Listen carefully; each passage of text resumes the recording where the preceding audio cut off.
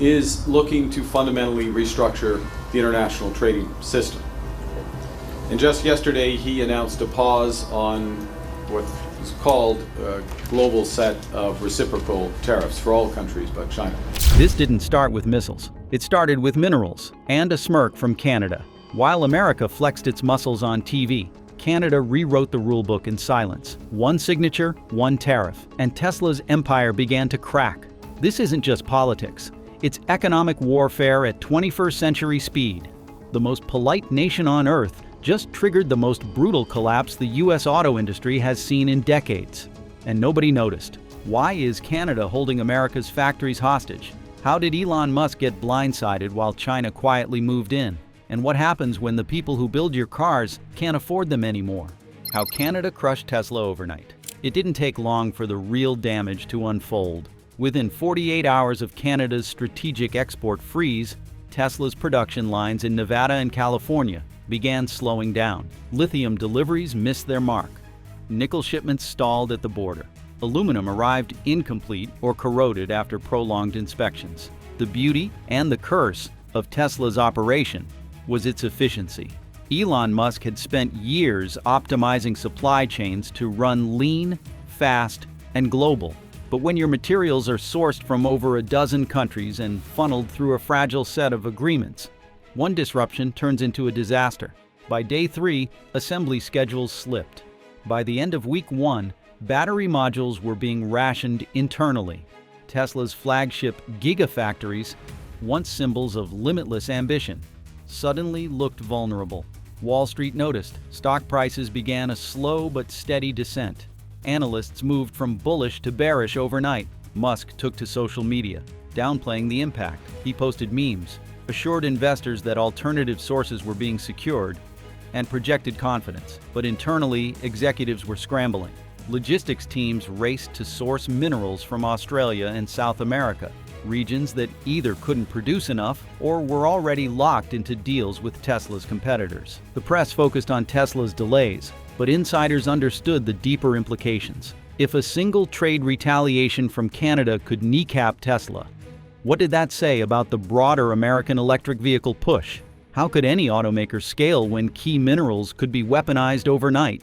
In Ottawa, Carney didn't gloat. He didn't have to. The point had been made. Canada wasn't just a polite participant in global trade, it was a power broker. And Tesla, fast, flashy, and proudly American, had just learned that power the hard way. But the real damage was still hiding at the ports to the factories. The slowdown reached its final destination, the showroom collapse.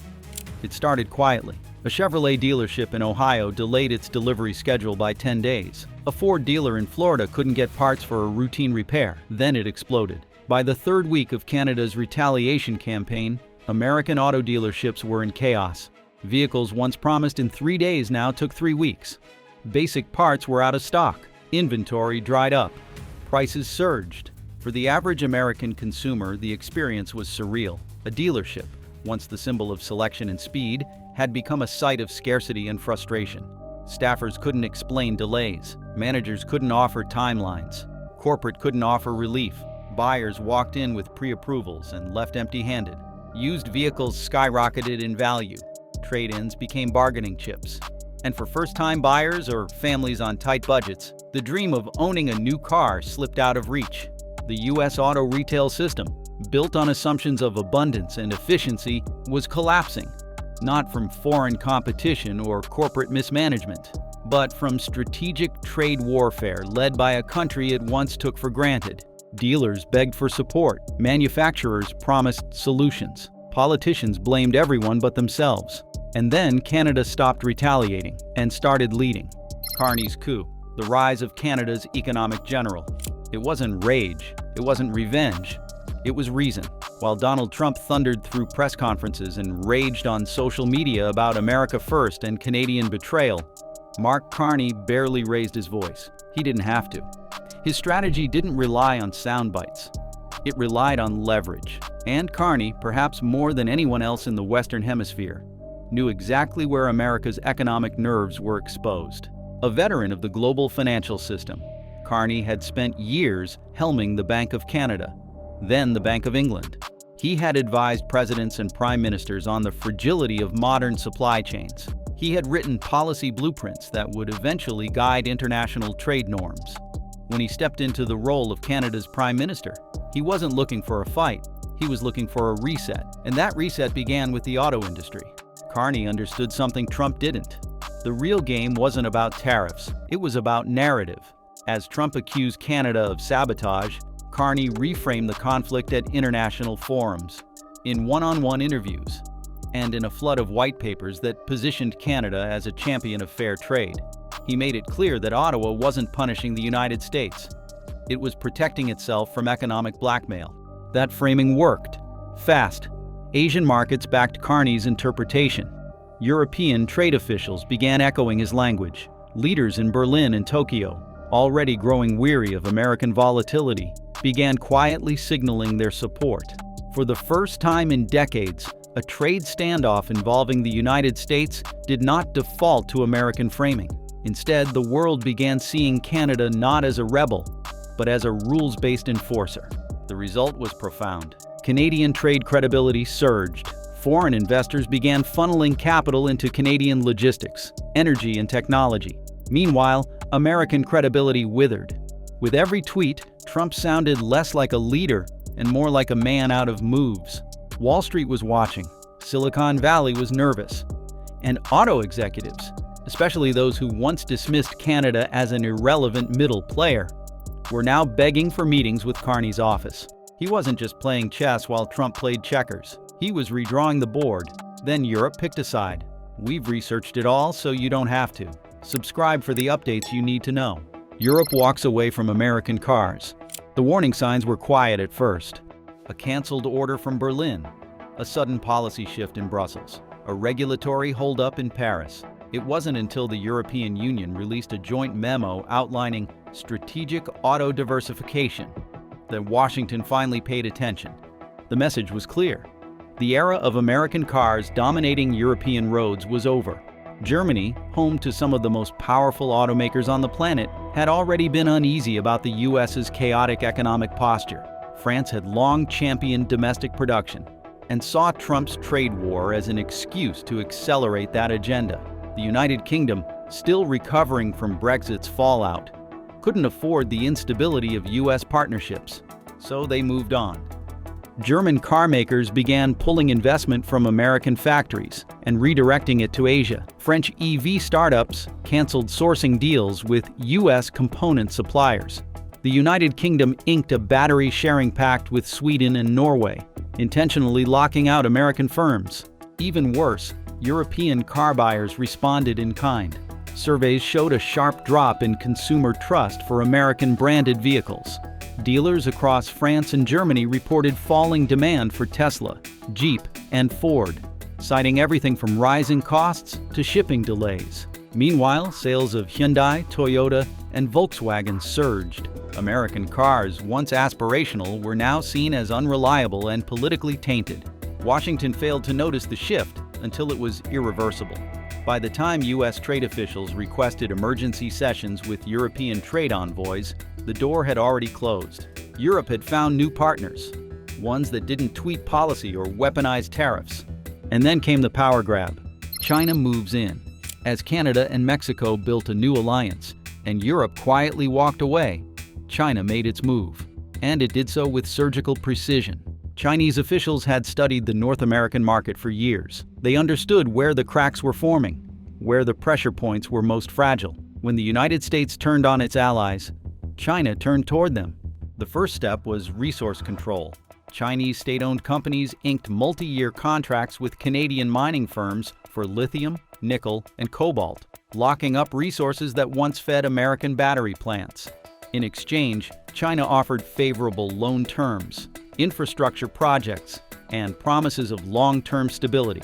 Canada, eager to diversify and strengthen its global partnerships, said yes. The second step was infiltration. China began building electric vehicle assembly plants in northern Mexico, just miles from the U.S. border. Thanks to existing trade agreements, these plants could export finished vehicles into the American market without facing traditional tariffs. It was a loophole, one Trump had failed to close. and China exploited it flawlessly. BYD, NIO, and Xpeng, once obscure Chinese brands, began flooding North America with sleek, affordable electric vehicles. These weren't knockoffs. They were competitive, stylish, and most importantly, available. While American factories stalled and Tesla faced shortages, Chinese EVs filled the void. The final step was public perception. Through soft power diplomacy and high-profile media partnerships, China reframed itself not as a threat, but as a reliable alternative. American consumers, once fiercely loyal, began to rethink their choices. When your neighbor's driveway has a car that costs $10,000 less and comes with better features, ideology takes a back seat. Tesla, Ford, and General Motors now found themselves surrounded by collapsing partnerships, failing trade policy, and a competitor that was no longer across the ocean. It was across the street. And in Washington, Trump pulled the trigger. Made in America or made to fail? Donald Trump stood on stage, his voice booming through speakers as flags waved behind him. With a flourish, he signed a new executive order mandating that all automakers who wanted to sell in the United States must source at least 75% of their parts domestically. On paper, it was a powerful patriotic move. In reality, it was economic sabotage dressed in red, white, and blue. The order demanded more than nationalism. It demanded infrastructure that simply did not exist. For decades, American manufacturers had relied on complex global supply chains, particularly those reaching into Canada and Mexico. These systems weren't just convenient, they were critical. They kept production flowing and costs manageable. But with a signature and a cheer, Trump cut that system at the knees. Raw materials were suddenly harder to find. With Canadian minerals restricted and tariffs ballooning prices, automakers scrambled to find domestic replacements. But lithium mines don't open overnight. Nickel doesn't magically appear in Detroit. The materials America needed weren't under its soil, or if they were, the permits, processing facilities, and skilled labor to extract them were years away. Next came the labor. Trump's mandate demanded that American workers fill the gap left by international suppliers. But there was a problem. The workforce wasn't ready. Skilled trades like welding, machining, and battery assembly had long been on the decline in the United States. The vocational training pipeline had been gutted in favor of white-collar career paths. The result? Companies couldn't find workers, and when they could, wages were astronomical. Manufacturing costs exploded. Compliance deadlines loomed. The Department of Commerce was flooded with exemption requests. Some automakers considered moving plants offshore entirely, willing to pay import penalties just to avoid chaos at home. The smaller manufacturers had no choice. They shut their doors. At first, Trump's base cheered. Factory flags flew high. Made in America banners returned to dealership lots. But those celebrations were short-lived, because by the end of the month, the machines started going quiet. And that's when Trump's base turned on him. The MAGA backlash. It started with a single video, a laid-off factory worker from Bowling Green, Kentucky, sitting on his porch, explaining how he couldn't afford his mortgage anymore. The footage, raw and emotional, went viral. His voice cracked as he spoke of broken promises. "We believed him," he said. "But look at us now." Within days, the backlash exploded across social media. Facebook groups, once dedicated to celebrating America first, became gathering places for the betrayed. Factory towns that had turned red for 2 elections in a row now turned cold. The same communities that once welcomed Trump rallies with open arms now held protest signs. Radio talk shows fielded calls from angry voters in Missouri, Ohio, and Pennsylvania. Past supporters began recounting how their paychecks disappeared, while Tesla stock rebounded and Chinese electric vehicles rolled onto American streets. At town halls, constituents shouted down Republican representatives, demanding to know why their plants were empty and their bills were overdue. Fox News segments started airing interviews with former Trump supporters, who now called the trade war a death sentence for American labor. Evangelical pastors in rural Arkansas began using Sunday sermons to question whether their communities had been sacrificed for optics. And then the fractures spread to the ballot box. Special elections in Rust Belt districts saw record-breaking turnout, but not for Trump's allies. Populist independents, pro-labor Democrats, and even conservative critics surged into the political vacuum. It was no longer about party loyalty. It was about economic survival. The Republican stronghold was cracking from within. And for Donald Trump, the problem was no longer foreign critics. It was his own base collapsing beneath his feet. And while the base broke, the real threat came from the north, the energy time bomb. For weeks, markets had been whispering about it. Then Canadian energy officials made a statement, not a threat, but a warning. Canada, they said, would be reviewing its long-term energy export strategy in light of recent trade instability. The words were clinical. The consequences were nuclear. Canada is the single largest foreign energy supplier to the United States. Nearly half of all American crude oil imports come from Canadian oil fields. Hydroelectric power from Quebec lights homes in New York, Vermont, and Michigan. And when Ottawa hinted at the possibility of reconsidering those flows, Wall Street panicked. Gasoline prices, already inflated by supply chain disruptions, surged. Within 48 hours, the national average at the pump climbed past $5 per gallon. Some states, like California and Illinois, saw prices spike towards $6. Trucking firms raised shipping rates overnight. Food prices jumped again. Airlines announced route cuts. Then came the electric grid warnings. With summer approaching, regional energy operators across the Midwest and Northeast began sounding alarms. If Canadian hydroelectric exports slowed, blackouts were no longer hypothetical. They were expected.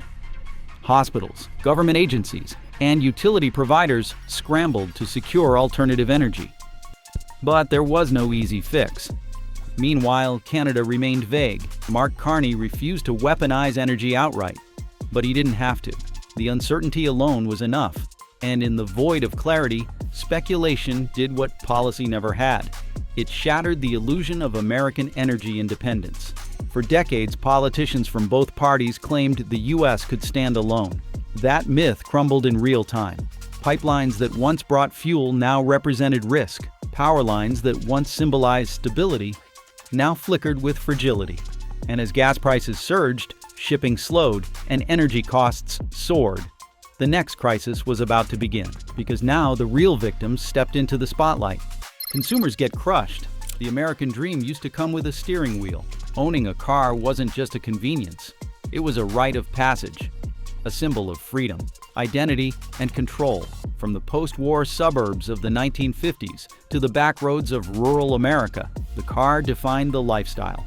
It meant escape. It meant opportunity. It meant dignity. But by the summer of 2025, that dream had shattered. It began with the prices. A new vehicle now cost on average over $50,000. That number wasn't just a statistic, it was a verdict. Middle-class families, already strained by food inflation, rent hikes, and credit card debt, simply couldn't afford the cars they used to take for granted. Even basic models, compact sedans once advertised for under $20,000, were now pushing $35,000 or even $40,000. Dealerships, once bustling with deals and optimism, became mausoleums of unsold inventory and desperate salesmen. Used cars, once the safety valve for working-class buyers, were no longer affordable either. A 5-year-old midsize SUV could now cost more than a brand new model did just a few years prior. Why? Because inventory was gone, because production was crippled, because buyers had no choice. Even repairs became a luxury. Oil changes that once cost $50 now pushed past $100. Brake jobs? That's $600 if you could find the parts. Diagnostics? That's assuming the dealer even had a tech available. The labor shortage meant scheduling a routine service could take weeks. The parts shortage meant waiting months. And for families who depended on their cars to commute, deliver, or simply survive, it wasn't a delay, it was a disaster. The cultural shock set in. This was a country built around highways, suburbs, and long commutes. Public transit, in most regions, was either non-existent or decades behind. Uber and Lyft were now luxury services, not daily tools. And electric vehicles, meant to be the future, were either too expensive or too delayed to be an option for most. For the first time in a century, millions of Americans were asking a question no one saw coming. What happens when we can't drive? The answer was bleak. And the people who built those wheels? They're gone too. The labor crisis nobody planned for. America's problem wasn't just machines. It was people, or rather, the lack of them. The collapse of the auto industry revealed something far deeper than factory closures and supply chain disruption. It exposed a generational crisis decades in the making. The disappearance of the American tradesperson. The collapse wasn't just mechanical, it was human. The signs had been there for years. Welders, electricians, millwrights, tool and die workers, once the bedrock of American manufacturing, had been retiring faster than they could be replaced. The average age of a master welder in the United States had quietly passed 55. Vocational programs in high schools had been replaced with coding boot camps and college prep. Shop class was canceled, and the idea of working with your hands became a punchline in cities chasing tech unicorns. When the tariffs hit and the factories stalled and the repair networks collapsed, there was no one left to fix it. Immigration crackdowns made it worse. The very labor pool that had silently held up America's farms, factories, and logistics for decades, legal and undocumented, was now vanishing. Trump's deportation campaigns, paired with tighter visa restrictions, had gutted entire workforces. The irony? These were the workers who could have rebuilt what tariffs had broken, but they were gone. The problem wasn't limited to automotive. Electrical grids needed technicians, roads needed paving, energy systems needed engineers. The great national transition to electric vehicles had been premised on infrastructure, but the people to install it, inspect it, and repair it no longer existed, and so cities stalled. Rural towns fell apart. Construction delays stretched into years. Electric vehicle charging networks remained incomplete. Power outages lingered. The country didn't just need policy. It needed plumbers, mechanics, technicians. It needed trade. And it had spent decades teaching people to look the other way. So the East stepped in. Japan and South Korea take over the US market. While American automakers fell behind, Japan and South Korea stepped forward and didn't just compete, they conquered. Toyota, Hyundai, Honda, and Kia had been quietly preparing for years. Unlike their American counterparts, they invested in US-based factories with surgical precision, not because they had to, but because they anticipated the coming storm. When the trade war escalated and Trump's supply chain mandates backfired, they were ready, and the American consumer noticed. Toyota's new hybrid line, built in Mississippi, arrived on time. Hyundai's Alabama plant delivered electric crossovers under $35,000. Kia opened a new research facility in Texas that paired with domestic assembly. Honda, long trusted by millions, began offering 5-year service plans and unbeatable warranty coverage. These weren't foreign invaders. They were now the most reliable automakers on US soil, and they won not just on price or quality, but on presence. While Ford delayed and Tesla flailed, dealerships carrying Korean and Japanese models had full lots, shorter wait lists, and functional service departments. Customers no longer cared about flags. They cared about availability, about affordability, about survival. The emotional shift was subtle but irreversible. Buying American no longer meant buying a vehicle built by your neighbor. It meant waiting 6 months and paying $10,000 more for a car that might break down and take 2 months to fix. So buyers walked away, not out of disloyalty, out of necessity. And US automakers? They shrank. They downsized. Some sold off assets to stay afloat. Others partnered with Asian firms to stay relevant. The great American auto empire that once ruled the globe was now clinging to its own backyard, and losing that too. And the final question isn't how, it's how long. End of the empire. Is US auto power gone forever? It wasn't a crash. It was a slow fade. The United States used to define the global auto market. From the Model T to the Mustang to the electric revolution, it led. It innovated. It dominated. But now the world was looking elsewhere, and America, the same country that once built highways as monuments to its industrial prowess, was being forgotten. Europe had pivoted. Asian automakers had surged. Canada had redefined trade diplomacy. And Mexico had quietly become the manufacturing capital of the continent. Trump's tariffs didn't rebuild the nation. They revealed it, exposed every weakness in the system, and every assumption that the world would just wait for America to get its act together. Biden's EV mandates, while noble in theory, failed to address the real bottlenecks: labor, logistics, affordability. Meanwhile, countries that once followed Washington's lead were now drawing their own maps. The United Kingdom cut new battery deals with Norway. Germany joined hands with Japan for EV research. South Korea built a logistics corridor through Latin America. China embedded itself inside North America's supply chain using diplomacy, not force. And the US? It sat at the table, still holding the cards from the last game. The final image was haunting. Shuttered plants in Detroit, empty dealerships in Ohio, a Tesla delivery center in San Francisco, with no cars left to deliver and no customers waiting. The American auto industry had not been defeated in war. It had been abandoned by strategy. So the question is no longer, can the US lead again? It's, does anyone even care if it does? Can America recover? Or has the world already moved on? What do you think? Has the US auto industry already lost its edge? Or can it still turn things around? Drop your thoughts in the comments below. And if you want to keep up with this evolving story, make sure to subscribe. We'll be bringing you more analysis you won't hear anywhere else. Thanks for watching, and I will see you in the next video.